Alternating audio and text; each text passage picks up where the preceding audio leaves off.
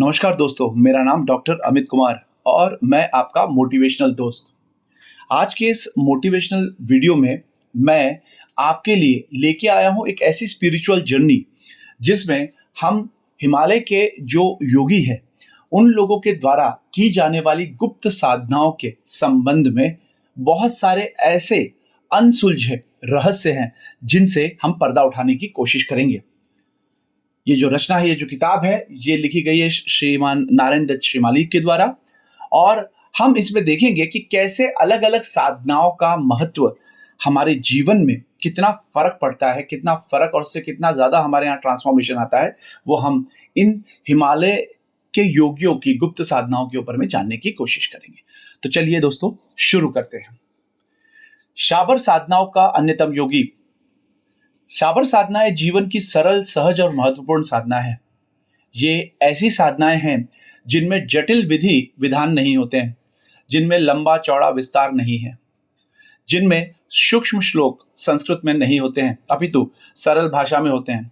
संसार की 8 क्रियाएं ऐसी है जो कई हजार वर्ष पहले पूर्ण विकास पर थी, परंतु आज ये विद्याएं प्रायः लुप्त हो रही हैं और शायद ही उनके बारे में योगियों को जानकारी होगी।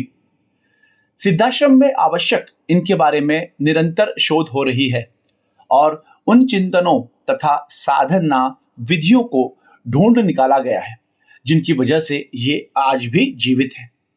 मैंने देखा है कि इस व्यक्तित्व में असीम प्राण चेतना है।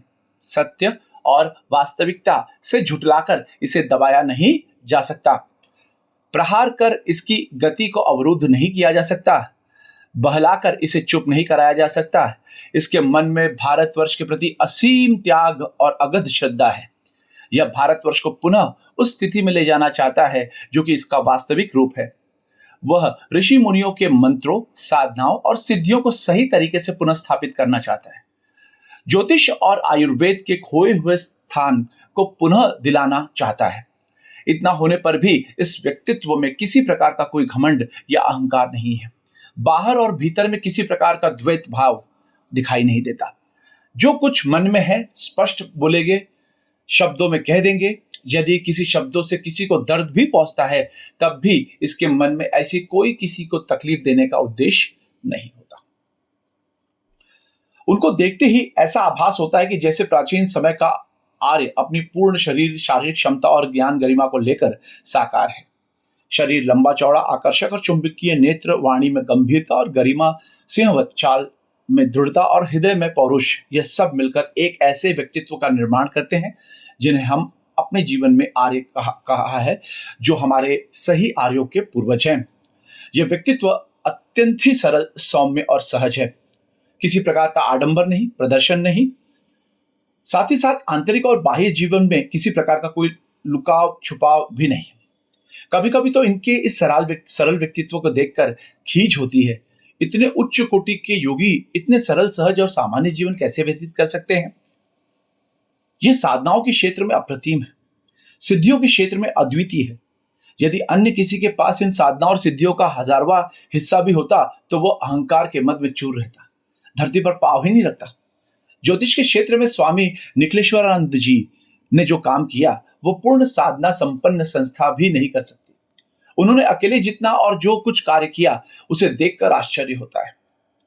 ज्योतिष की दृष्टि से जन्म कुंडली में दूसरा भाव द्रव्य से संबंधित होता है और स्वामी जी ने ज्योतिष के नवीन सूत्रों की रचना की।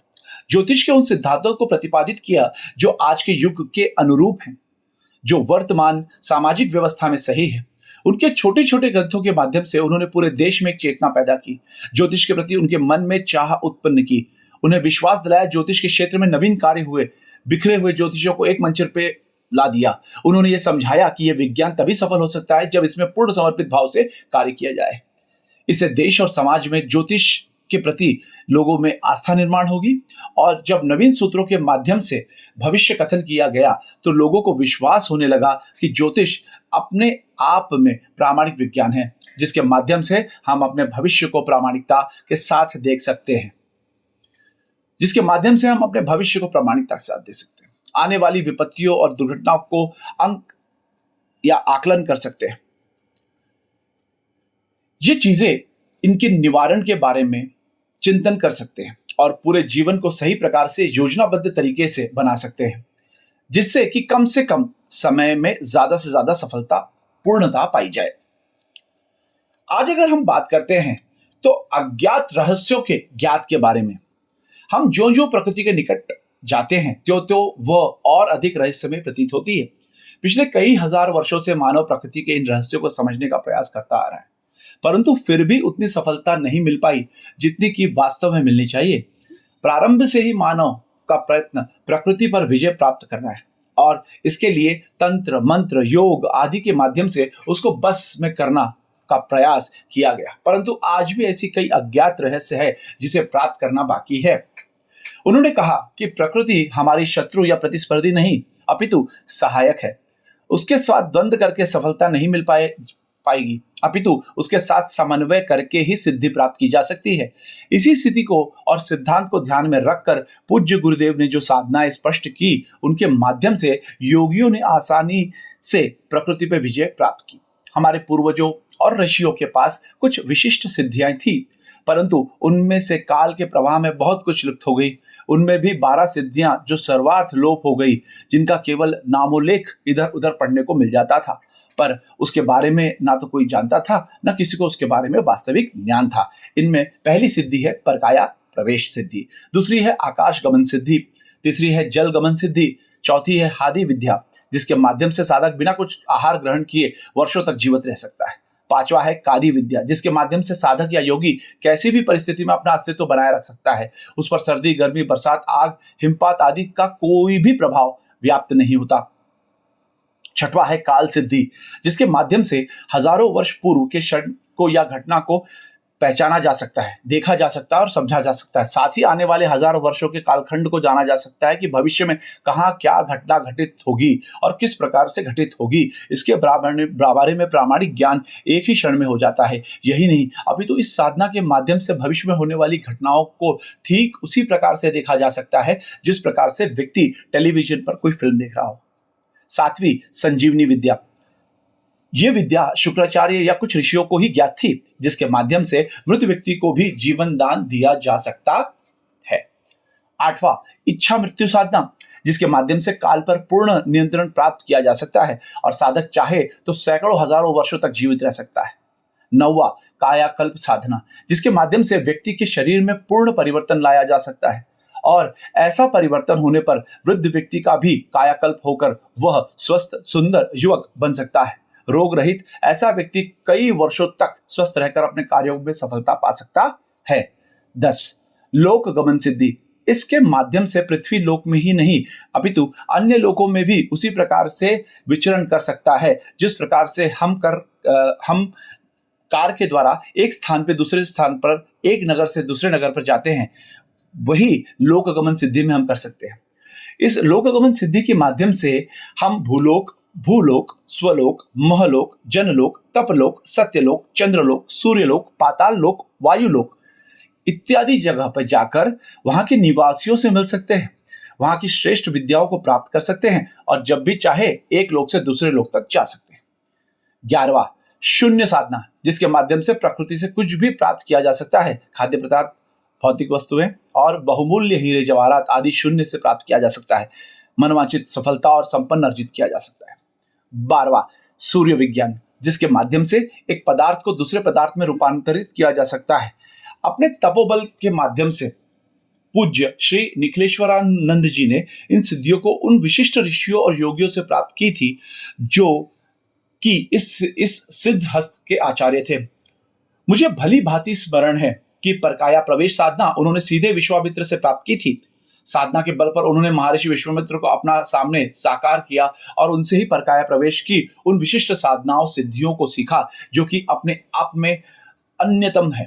शंकराचार्य के समय तक तो परकाया प्रवेश की एक ही विधि प्रचलित थी जिसका उपयोग भगवापद शंकराचार्य ने किया था, परंतु योगी राज निखिलेश्वरानंद जी ने विश्वामित्र से उन 6 विधियों को भी प्राप्त किया जो कि परकाया प्रवेश से संबंधित है। परकाया प्रवेश केवल एक ही विधि से संभव नहीं है, अपितु कई विधियां हैं जिससे परकाया प्रवेश हो सकता है। ये निखिलेश्वरानंद जी ने सैकड़ों योगियों के सामने सिद्ध करके दिखाया। इन 12 सिद्धियों में वे सिद्धहस्त आचार्य है। कभी कभी तो ऐसा लगता है कि जैसे यह अलौकिक और दुर्लभ सिद्धियां नहीं, अपितु उनके हाथ में खिलौने की तरह है। जब भी वो चाहे इन प्रयोगों को और उपयोगों को कर सकते हैं। इन समस्त विधियों को उन्होंने उन्होंने उन महर्षियों से प्राप्त किया है जो इस क्षेत्र में सिद्धहस्त आचार्य और योगी रहे हैं।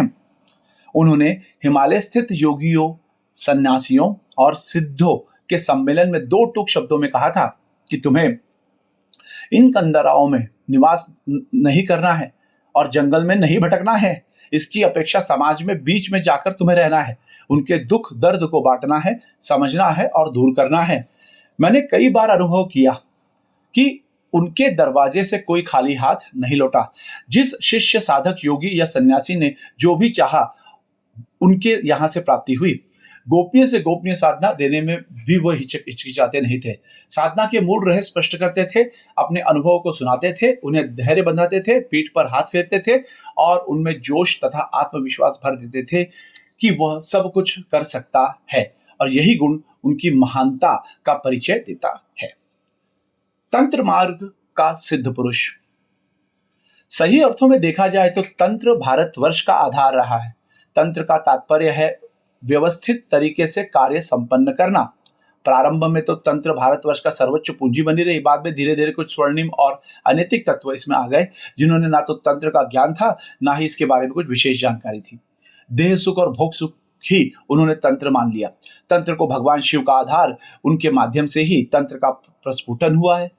जो कार्य मंत्रों के माध्यम से संपादित नहीं हो सकता, तंत्र के द्वारा उस कार्य को निश्चित रूप से स्पष्ट किया जा सकता है। मंत्र का तात्पर्य है प्रकृति की उस विशेष सत्ता का अनुकूल बनाने के लिए प्रयत्न करना और अनुकूल बनाकर कार्य संपादित करना। पर तंत्र के क्षेत्र में यह स्थिति सर्वथा विपरीत है। यदि साधे तरीके से अगर हम प्रकृति की बात करें तो ये चीजें हमें नॉर्मल मोड में कोई भी चीज बतलाने को नहीं देती। तंत्र क्रिया एक ऐसी क्रिया है जो तलवार की धार की तरह है। यदि इसका सही प्रकार से प्रयोग किया जाए तो ये तुरंत और अचूक आपको उसका रिजल्ट देगी। ऐसी कठिन चुनौतियों को भी निखिलेश्वरानंद जी ने स्वीकार किया और तंत्र के क्षेत्र में उन स्थितियों को स्पष्ट किया जो कि अपने अपने अब तक गोपनीय रही है। उन्होंने दुर्गम और कठिन साधनाओं को तंत्र के माध्यम से सिद्ध करके दिखा दिया कि यह मार्ग अपेक्षाकृत सुगम और सरल है। यदि साधक पूर्ण क्षमता के साथ साधना संपन्न करता है तो उसे विशेष सिद्धि प्राप्त हो सकती है। यद्यपि तंत्र के क्षेत्र में स्वामी जी को जितनी चुनौतियों का सामना करना पड़ा, वह अपने आप में अन्यतम है। कई स्वार्थी तांत्रिकों ने उन पर विविध प्रयोग किए, उनको समाप्त करने का षड्यंत्र किया, परंतु अग्निस्फुलिंग कभी भी बुझ नहीं सकती। उन पर चाहे जितना ही दबाव और प्रभाव किया जाए, फिर भी वो अपने आप ही चमकते रहेंगे। स्वामी निखिलेश्वरानंद जी भी उन कसौटियों में से खरे उतरे, तंत्र के क्षेत्र में अद्वितीय प्राप्त की। त्रिजटा अघोरी तंत्र का एक परिचित नाम है, पर गुरुदेव का शिष्यत्व पाकर उसने यह स्वीकार किया कि यदि सही अर्थों में कहा जाए तो स्वामी निखिलेश्वरानंद तंत्र के क्षेत्र में अंतिम नाम है। ना तो उनका मुकाबला किया जा सकता है और ना इस क्षेत्र में उन्हें परास्त किया जा सकता है।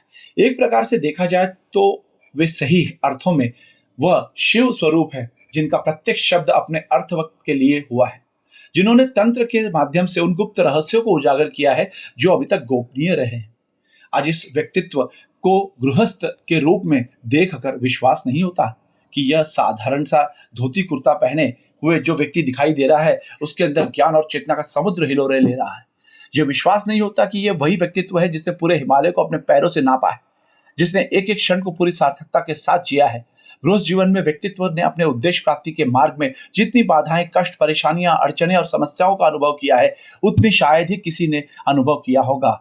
पग पग पर लांछन, तिरस्कार, अपमान, व्यंग बाणों के कड़वे घूंट पीने पड़े हैं। समाज के षड्यंत्रों का गराल अपने गले में उतारना पड़ा है। इतना होने पर भी यह व्यक्तित्व अपने आप में अडिग है, अपने पथ पर गतिशील है। इतना होने पर भी योगेश्वर निखिलेश्वरानंद प्रसन्नचित्त हैं। वे सब कुछ जानते हुए भी अनजान बने रहते हैं। असीम सिद्धियां प्राप्त होने पर भी सामान्य मनुष्य की तरह उन बाधाओं का सामना करते हैं, अड़चनों और कठिनाइयों से जूझते हैं और यथासंभव सामान्य बने रहते हैं। उनका कहना है, मैं अपनी व्यक्तिगत और सामाजिक समस्या के निराकरण के लिए साधना और सिद्धियों का सहारा नहीं लूंगा। वस्तुतः उनका गृहस्थ जीवन अत्यधिक सुखी और सफल है। गृहस्थ के रूप में अपने आप को पूरी तरह से छुपाए हुए हैं हैं। उनका कहना है यदि गृहस्थ रहना है तो सामान्य गृहस्थी बने रहना, गृहस्थ में रहकर कि उन्होंने गुरुदेव की आज्ञा का निर्वाह किया, भारतवर्ष की खोई हुई ख्याति को पुनः जीवित कर उसे समाज को सौंपा है। ऐसे अद्वितीय गृहस्थ स्वामी स्वामी निखिलेश्वरानंद जी को शत शत नमन, शत शत वंदन।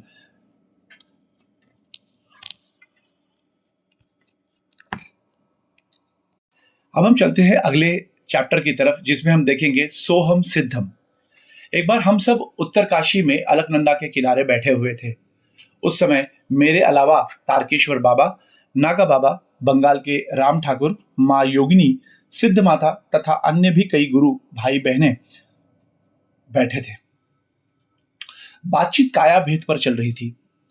उन्होंने काया भेद को समझाते हुए कहा कि यह पंच तत्व से निर्मित काया रोग का घर है। इसमें मल मूत्र के अलावा और कुछ भी नहीं है। भृतहरि ने कहा है कि भोगा न भुक्ता वयमेव भुक्ता, स्तोपो न तप्तम वयमेव तप्ता, कालो न यातो वयमेव याता, तृष्णा न जीर्ण वयमेव जीर्ण। हम अनुभव करते हैं कि भोगों को भोग रहे हैं, परंतु सही रूप में तो हम भोगों को ही नहीं भोगते, वरना भोग ही हमें भोग लेते। हम साधना या तपस्या नहीं कर पाते, अपितु वो ताप ही हमें जलाकर राख कर देते हैं। हम काल को व्यतीत करने की चिंतन करते हैं, परंतु काल स्वयं ही हमें समाप्त कर देता है। कई अर्थों में तो हम काया को अत्यधिक जीर्ण और रोग युक्त बनाकर दुख उठाते हैं।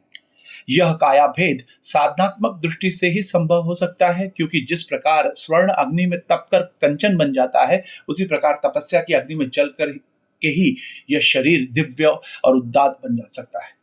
रोग रहित काया विशिष्ट साधना से ही संभव है, जिसे सोहम साधना कहा जाता है।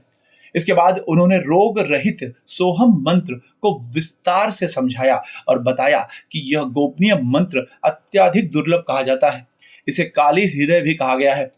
इसके ऋषि महाकाल भैरव, छंद, विराट तथा सिद्ध काली देवता है। इसका बीज है क्रीम तथा शक्ति रीम है। यह मंत्र ओम ह्रीम क्रीम में स्वाहा स्वाहा, जो नित्य सिद्धकाली का ध्यान कर इस मंत्र को 1.25 बार 7 दिन जाप करेगा, उसका सारा शरीर रोग रहित हो जाता है। सिद्धकाली का ध्यान भी उन्होंने मुझे बताया था, जो कि मुझे आज भी स्मरण है। यह साधना मैंने तो की ही, और मैंने अनुभव किया कि इसके बाद शरीर वस्तुतः काया भेद युक्त हो जाता है। इस प्रकार से विशेष कवच से शरीर आबाद और सुरक्षित हो जाता है तथा किसी भी रोग का प्रभाव व्याप्त नहीं होता। दिव्य देहानुरूपम। उत्तरकाशी में उन दिनों स्वामी जी लगभग 8 महीने रहे। गर्मियां आने पर वे गंगोत्री की ओर चले गए। वे पहले योगी रहे, जिन्होंने गंगोत्री, गोमुख से आगे तपोवन और काकभुशुंडी से होते हुए बद्रीनाथ गए थे। मुझे भी उनके साथ 3 बार गंगोत्री गोमुख के आगे बर्फ पर होते हुए बद्रीनाथ जाने का अवसर मिला। इस पूरी यात्रा में ना तो किसी प्रकार का मार्ग रहा और ना ही पगडंडी। मैं बात उत्तरकाशी की कर रहा था। उन्हीं दिनों एक तेजस्वी वृद्ध उनसे निरंतर मिलने आया करते थे। 1 सप्ताह बाद हमें पता चला कि वे वृद्ध स्वामी पागल बाबा हैं, जो अपनी ही धुन में मस्त रहते हैं। पूज्य गुरुदेव ने के शिष्य रहे हैं और कई अलौकिक सिद्धियां गुरुदेव से उन्होंने प्राप्त की है। एक बार हम सब बैठे हुए थे, तभी पागल बाबा आ गए। उन्होंने अत्यंत श्रद्धा से गुरुदेव को प्रणाम किया। हम ये देखकर आश्चर्य हुआ कि पागल बाबा की लंबी सफेद दाढ़ी वक्षस्थल को छू रही थी। सिर के सारे बाल सफेद थे। इसके विपरीत गुरुदेव के बाल काले थे और वे उनसे बहुत ही कम उम्र के लग रहे थे। पागल बाबा प्रणाम करके एक तरफ जाकर बैठ गए। स्वामी जी ने हास्य से पूछा, पगले, कहाँ घूमने आया है? पागल बाबा खड़े हो गए, बोले, बिना आपकी आज्ञा के तो यह शरीर हिल भी नहीं सकता। आपकी आज्ञा से ही यह शरीर विचरण करता रहता है। फिर कल तू सिद्ध पर्वत पर क्या कर रहा था? बाबा एक क्षण के लिए सकुचा गए, कुछ बोले नहीं।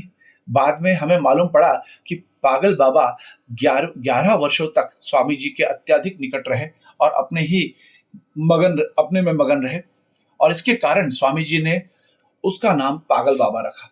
स्वामी जी की ही कृपा से उन्होंने लोकांतर साधना भी संपन्न की और सफलता प्राप्त की, जिससे वह आकाश मार्ग से हिमालयस्थ दिव्याश्रमों की यात्रा कर पाते हैं।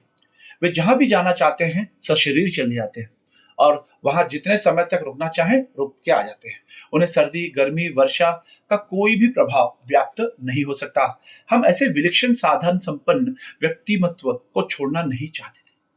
बाहर से तो यह व्यक्तित्व बहुत सीधा साधा सरल दिखाई देता था। ऐसा अनुभव ही नहीं होता था कि इसके पास किसी प्रकार की कोई साधना या कोई सिद्धि होगी। पर जो जो हम उसके संपर्क में आए, त्यों त्यों उसके साधना रहस्य को समझा और अनुभव किया कि वे उच्च कोटि के योगी हैं। पूज्य गुरुदेव की उनकी उन पर असीम कृपा है, बाद में पागल बाबा सिद्धाश्रम के योगी बन सके। हमने कुछ दिनों बाद पागल बाबा की उपस्थिति में ही लोकांतर साधना की चर्चा चलाई, तो गुरुदेव ने बताया कि यह साधना काफी कठिन है। पहले शंभवी दीक्षा प्राप्त की जाती है और इसके बाद 3 वर्षों तक गुरु का सहचार्य प्राप्त करने के बाद ही यह साधना प्राप्त की जाती है। इस साधना में पहले अपनी देह को पूर्णतः सिद्ध एवं पारदर्शी बनाया जाता है। ऐसा होने पर आकाश मार्ग से हिमालय स्थित दिव्य आश्रमों की यात्रा करने में सफल किया जा सकता है। स्वामी जी ने यथासंभव गोपनीय ही रहने दिया, परंतु फिर भी उन्होंने बताया कि लोकांतर साधना में कुंडलिनी जागरण और मातृका तंत्र से त्रिपुरा सिद्ध की जाती है। तत्पश्चात ही वह वायु मार्ग की गति से शील हो पाता है। हमारी जिज्ञासा भाव देखकर पूज्य गुरुदेव ने पागल बाबा से ही अपने शरीर को पारदर्शी बनाकर दिखाने के लिए कहा और हमने देखा कि उन्होंने नेत्र बंद कर कुंडलिनी को कपालस्थ कर पूरे शरीर को पारदर्शी बना दिया। हम उनके अब आर पार साफ साफ देख रहे थे। उनके सीने की तरफ देखने पर अंदर के सारे चक्र साफ साफ दिखाई दे रहे थे। कुछ ही क्षणों में वे वायु तुल्य हो गए और उनका शरीर संकुचित होने लगा। धीरे धीरे वो ऊपर बैठे और जिस प्रकार कुछ ही सेकंड में रॉकेट अदृश्य हो जाते हैं, उसी प्रकार से उनका शरीर भी अदृश्य हो गया। ऐसा लगा कि जैसे सशरीर बहुत दूर चले गए हों। इतना होने पर भी उनकी आवाज कानों में साफ साफ सुनाई पड़ रही थी। वो कहते जा रहे थे, मैं इस समय पृथ्वी से लगभग 3 मील ऊपर खड़ा हूं। मेरे नीचे गंगोत्री बह रही है। इस समय मैं गोमुख के ऊपर हूं। अब मैं गोमुख पर नीचे उतर रहा हूं और उसका जल अपनी अंजलि में भर रहा हूं। कुछ ही क्षणों बाद हमें पुनः आकाश मार्ग से उतरते हुए दिखाई दिए। उनका सारा शरीर और वस्त्र पानी से भीगे हुए थे। कुछ ही क्षणों बाद वे सशरीर हमारे सामने आकर पृथ्वी पर खड़े हो गए। उनके दोनों हाथों की अंजलि में जल भरा हुआ था। वो आगे बढ़कर अंजलि में भरा हुआ गोमुख का पवित्र जल पूज्य गुरुदेव के चरणों में डालकर अपने आप को कृतज्ञत्व अनुभव करने लगे। कुछ ही क्षणों में उनका पारदर्शी शरीर हमारी तरह ही सामान्य शरीर बन गया। बाद में पूज्य गुरुदेव ने अत्याधिक कृपा कर यही लोकांतर साधना मुझे संपन्न कराई और उनकी कृपा से ही मैं हिमालय के एक एक कण को, एक एक स्थल को देख सका। हिमालय के योगी की गुप्त साधना, इस रहस्य में आज सिर्फ इतना ही। मैं आपका अपना डॉक्टर अमित कुमार हिमालय के योगियों की गुप्त साधना के नेक्स्ट चैप्टर में, जहां हम दिव्य दर्शन और बहुत कुछ देखेंगे, उसके लिए मुझे आज्ञा दीजिए। हम मिलेंगे किसी और वीडियो में। तब तक के लिए नमस्कार।